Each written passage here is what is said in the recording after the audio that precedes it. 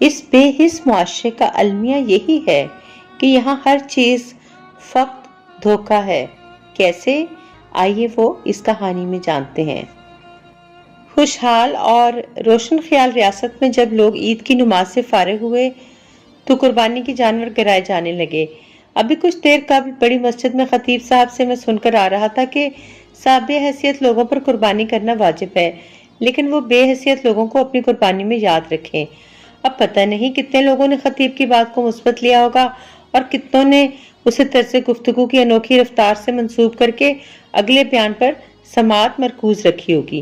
شاید کچھ لوگوں نے تو غور بھی نہیں کیا ہوگا، کیونکہ عید الاضحیٰ کا دکانہ پڑھنے کے لیے عیدگاہ میں مسلمانوں کی تعداد بے شمار تھی، لیکن اسلامی طرز زبائش کم نظر آ رہی تھی۔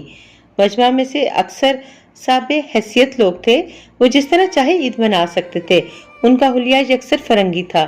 وہ رنگ دار انگریز بن کر محمود و ایاز کی صف میں آ کھڑے ہوئے تھے۔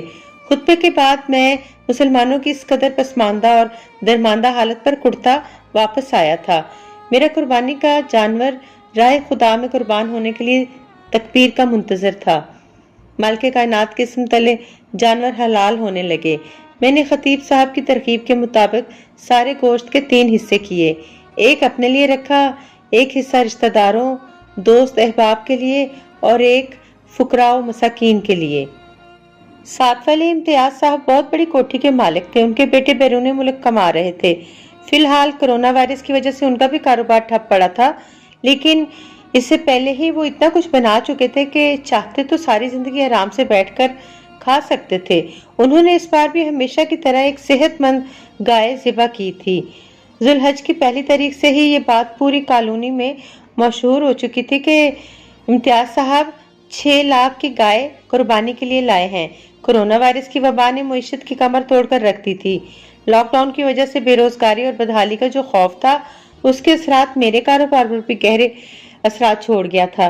یہی وجہ تھی کہ اس بار میں نے اپنی حیثیت کے مطابق چھوٹا جانور خرید کر اللہ کی راہ میں قربان کیا تھا۔ قربانی کے 3 حصے جب مستحقین میں تقسیم کر کے میں فارغ ہوا تو مجھے امتیاز صاحب کا خیال آیا۔ میں نے اپنے حصے سے کچھ گوشت نکالا اور ہر سال کی طرح ان کے سپرد کرنے کے لیے کوٹھی کے گیٹ پر جا پہنچا۔ اندر سے آتی تند آوازوں سے میری سماعت ٹھٹک گئی۔ امتیاز صاحب کسی بے حیثیت پر گرج رہے تھے۔ تمہاری اوقات ہے ان قالینوں پر چلنے کی؟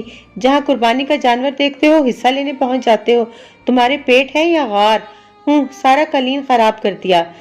شوقی، او شوقی، جلدی آؤ، یہاں قالین تبدیل کرو اور اس بھکمنگے کو باہر نکالو۔ ان کے لہجے کا طیش محسوس کیا جا سکتا تھا۔ بھاگتے قدموں کی آواز آئی۔ شاید شوقی اس مسکین کو دھکے دے کر باہر نکالنے کے لیے اس کی طرف دوڑا تھا۔ اسی اثناء میں نے بیل پر انگلی رکھ دی۔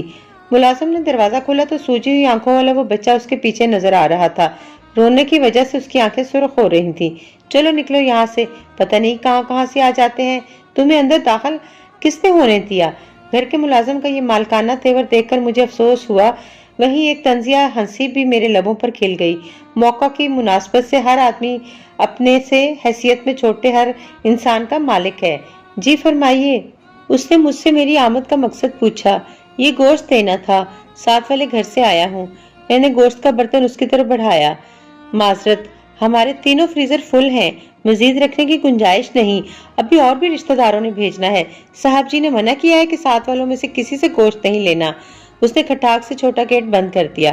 جبکہ میں نے کچھ کہنے کے لیے جو منہ کھولا تو وہ کھلا کا کھلا رہ گیا۔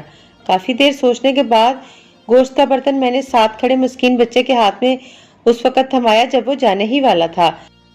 اس کی آنکھوں میں آنسو چمکنے لگے، یہ خوشی کے آنسو تھے۔ میں نے پیار سے اس کا گال تھپتھپایا اور گھر کی طرف چل دیا۔ پہلے ہر سال میں حیثیت میں امتیاز صاحب کا ہم پلہ ہوتا تھا۔ ہمارے جانور ایک ہی قیمت کے ہوتے تھے۔ دونوں گھروں سے ایک دوسرے کے پاس وافر مقدار میں گوشت آتا تھا۔ اس بار بھی میں نے شام تک امتیاز صاحب کے گھر سے گوشت آنے کا انتظار کیا تھا۔ ان کے تینوں ڈیپ فریزر گوشت سے بھر چکے تھے۔ میرا خیال تھا کہ جب مجھے گوشت دینے آئیں گے تو اپنی طرف سے ان کا حصہ بھی ان کو دے دوں گا، جو ان کے ملازم نے لینے سے انکار کر دیا تھا۔ لیکن میرا انتظار ہی رہا۔